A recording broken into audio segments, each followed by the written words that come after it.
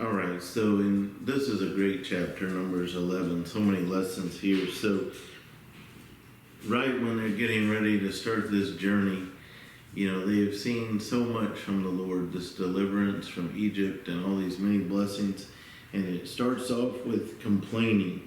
And in verse 4, when it says the mixed multitude who were among them yielded to intense craving, it's referencing that there were some non-Israelites negatively influencing the Israelites, but that the Israelites were so easily influenced by these outside forces. So it's just a reminder to us that bad company can corrupt good habits. So we need to choose our friends wisely, be careful how we're being influenced.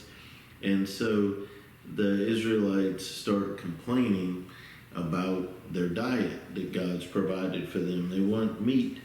And so then it's funny how in verse 5 they're like, we remember the fish which we ate freely in Egypt, the cucumbers, the melons, the leeks, the onions, the garlic.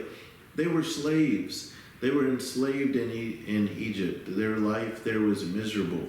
But how quickly we forget sometimes. So now they're using this as an occasion to complain against the God that delivered them and has provided everything for them.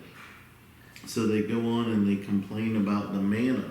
Manna was a miraculously provided food that came directly from heaven, made by God for them. God's provision that they had daily.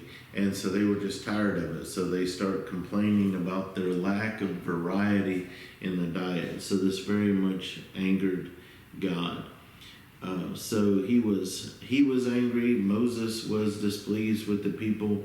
And so Moses also complains to God, not about the food, but about the people. The people are complaining to God about their diet. Moses is complaining to God, God, this is too much for me. How am I supposed to put up with these people? So it's interesting that, when he says the burden is too heavy for me. And it is a reminder to us. There is a burden that's too heavy for us, but it's not too heavy for God. And so in this, God's response is one of grace. He hears Moses. It is too much for Moses. So he gives him 70 helpers. They're supposed to bear the burden of administration for this ministry that he's called Moses to. And it's also a reminder of the role of God's Holy Spirit. He says, I'll put my Spirit upon them. So just like the Holy Spirit is actively helping Moses as a God's Spirit, he's giving that same Spirit to others. It's God's Spirit. He can give it to whom he wishes. So he has an act of grace there.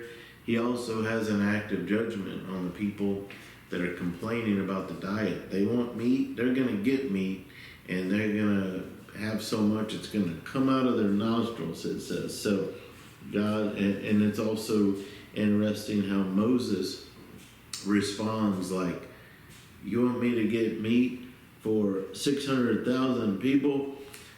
That's a lot. And it's just comical because God wasn't asking Moses to do anything. God was going to do it. He says, is my arm shortened? Am I unable to provide? And so it's a reminder to us that God can do anything, that his power is unlimited. So we see evidences of that in this chapter. And so the Lord sends the quail, and he sends the judgment with it. And so it's just a reminder to us of the seriousness of being faithful to God and being consistent in our walk with God.